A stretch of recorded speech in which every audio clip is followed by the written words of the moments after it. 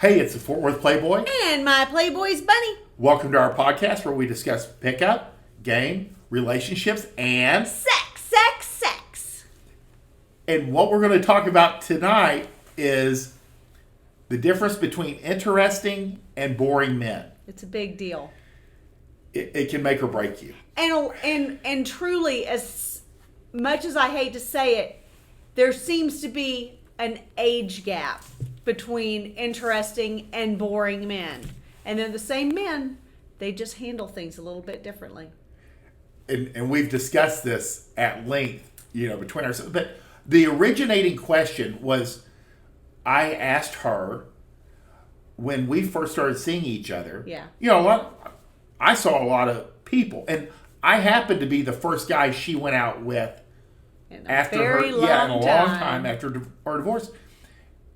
And my question was, what made you compelled to keep pursuing me as opposed to going, well, that was nice. That was a lot of fun. Yeah, Let's see what else is out there. Exactly. And we had a great first date. But like you said, a lot of women would have said what after a great first date? They would have said, well, if I can get him, imagine what else I could get. Yeah, exactly. It's a different mindset.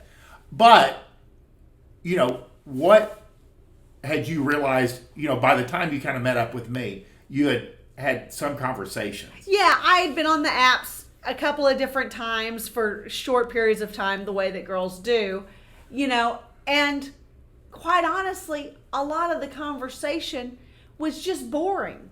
They were nice guys. I mean, I attracted nice, attractive men, successful, they checked all the boxes on paper, but I was never compelled to even meet up with them, to even meet up for drinks or dinner or anything. It just, they could do my taxes. Exactly. and I got lucky because by the time she and I met, I already knew the topics to avoid. Sure. Yeah, because of why? I mean, experience. Yeah, so much experience. Yeah, you know what, you avoid politics, you avoid longer discussions about your ex-wife, you avoid any medical issues. But you there avoid was any even negatives. I always love the story of you sitting down with that one girl and she was like, I don't want to hear about any of it. I don't want to talk about adult things. What was the story there? Oh, well, I met up, and this is before I really knew, I was kind of transitioning from pretty normal, nice, to kind of running some harder game. And I met up with her, and she was newly divorced, and this was in Dallas. Yeah. And she said, yeah, I went out with this guy earlier this evening. And I'm processing you were that her part. Second yeah, I'm the second date of the evening, so, I'm like, okay, I'm up, And she's like, and, he's a nice guy, but he wanted to talk about his kids being in Cub Scouts and his kids' Little League and his service at the church. And she's like, I don't give a shit about any of that stuff. When girls go out, they do want to put the boring stuff of life behind them and talk, and have some excitement. Yes. But at least adult conversation. And my question, this was and it came off the cuff last night when I was talking to Bunny, was what makes men in their 40s so boring? 40s, 50s, 60s. 40s, 50s, and up. So boring. In comparison, and I think it's I find it incredibly interesting because we are around a lot of upper, more mature 20s and 30-year-olds in our gym life. So then we also have the 40s, 50s, 60-year-olds there and here. We interact with all, but we have a really good smattering. I think we have a really good population to pull from. And the bottom line is older guys, and by older I mean mature, more mature.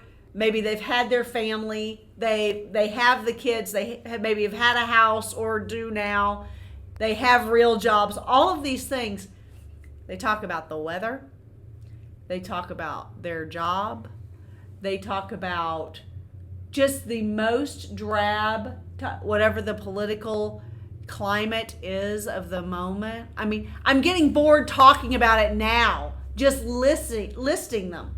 Where younger guys, you know, we've got, you know, JS, who's, I think, just turned 40.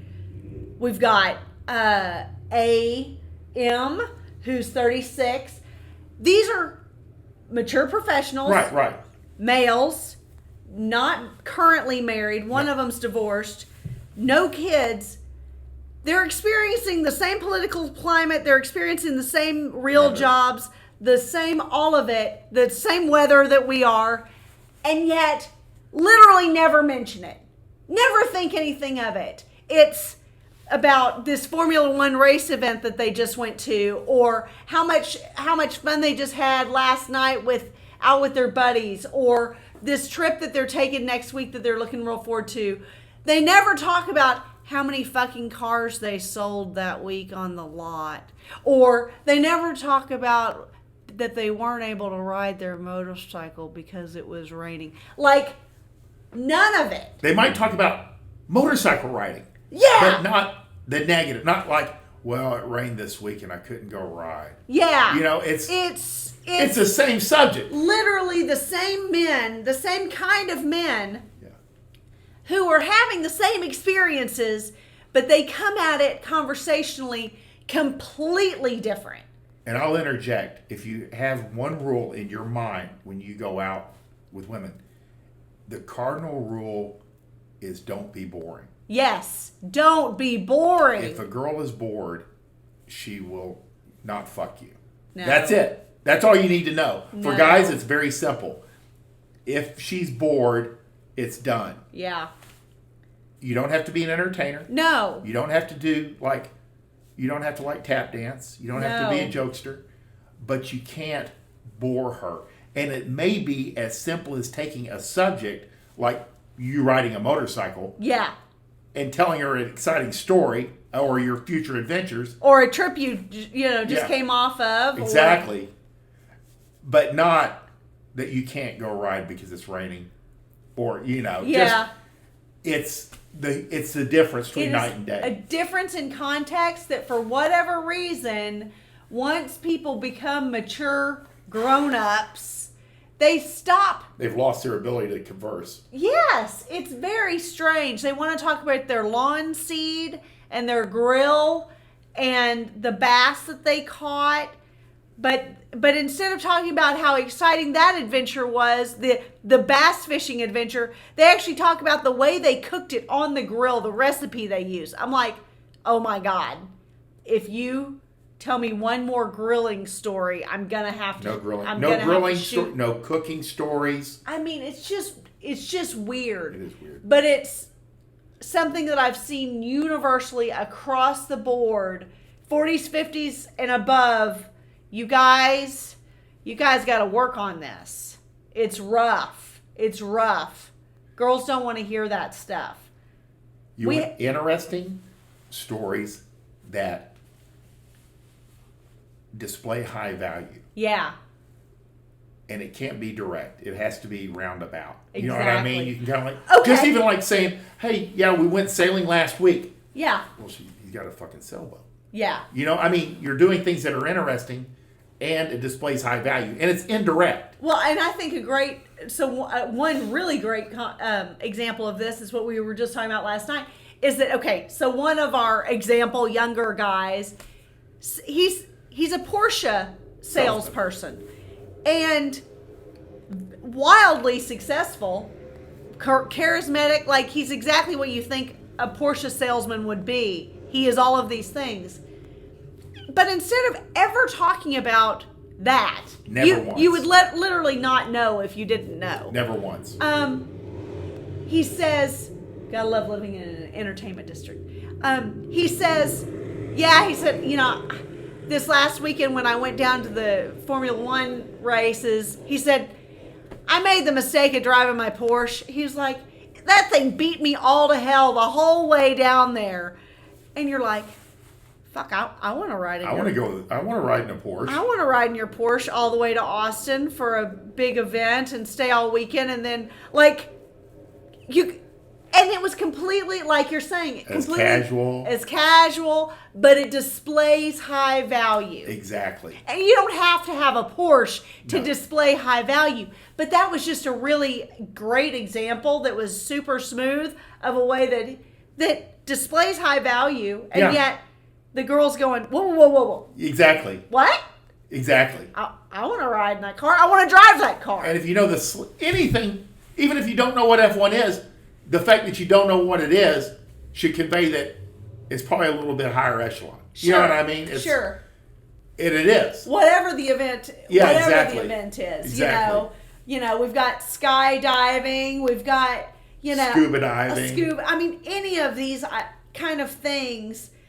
And it does come down to, and this is part of, when you get divorced or when you're single and you're older, you have a little bit more means. Right. You need to be doing interesting things. Right. I mean, I remember by happenstance, I happened to see a bunch of like dirt bike videos on YouTube, and I had ridden dirt bikes when I was in my teens, and then as soon as I started playing football in high school, there just wasn't time. No. And never sure. never threw my leg across the dirt bike again. Well, I was like, now I've got to, it's one of those things, a motorcycle. Then a couple months later, I'm thinking about a dirt bike again. Yeah. And then it's all I was thinking about. And the next thing I know, I'm on a dirt bike. Yeah. You know what I mean? So, and it's good for you. I mean, it forces you out of your comfort zone. So you can't be doing the same thing constantly. Quite often you have to kind of like start reaching for things that were interesting to you, and time just pushed. And that's like we always like sailboats. Guys are like, I always wanted to sail. Fuck it, I got the money. Sure. I get myself a little hobie, Well, and I think the greatest example of guys' need for adventure, especially in that grown-up age, is whenever we're out bike packing on like bike packing trips, we load our bikes up and we just take off and have the greatest time.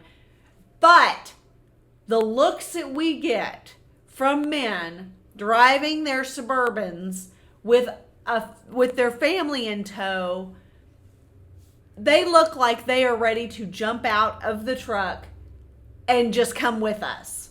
Like run alongside if they have to.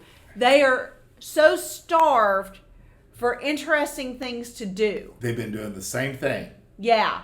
Their excitement is their lawn and their grill and the one night every 5 years when they go on a hunting trip. Or they go on a bender. Yeah, with their buddies. And it's there's nothing wrong. There's nothing wrong with the core competencies. We need family men. Yeah, but you got to have a little adventure. Yeah. To kind of keep you alive. Yeah. Guys were not made to be stagnant. No. No. And I think that's probably the most important point of this whole thing. Is to get out there and do something interesting so you have something to talk about. Yeah. It's true. And even if, just like the dirt bike, because I bought a dirt bike and I literally, every minute I was on this bike, people are like, how was that? Well, it feels like it's trying to kill me.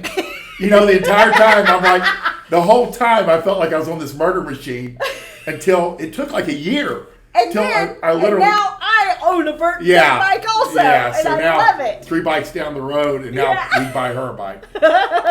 But that's what you have to have something that like challenges you a little bit physically, mentally. So you'll have something and then more things will come to you. But listen, we say all of this in kind. Yes. If there are men who genuinely love having the perfect lawn and the great gardens and the house in good shape, your water heater busted last night, I apologize. I'm just saying if you're in the dating world, find more interesting stuff to talk about, even if you have to exaggerate, some of the adventure a little bit. That's okay. Exactly. That's okay. Yeah. She likes that. This is very specific to guys that are out and about and meeting new women, because you start doing kind of crazy stuff when you're married. Yeah. It alarms your wife, and there's a lot more. There's more liabilities going on there. Yeah. You're not, there's all kinds of bad things. She's like, what is he doing? Then they call it a midlife crisis. Yeah. Then all of a sudden, She's wondering why you're driving that Corvette. Exactly. That our point is you want to have interesting stories that you can display high value. Yeah. Indirectly, and if they're bored, you're out. Yeah. You know? Well, and the great thing about dating, like we've talked about with your dating system, Book is launching this Friday. Get a hold of it while you can.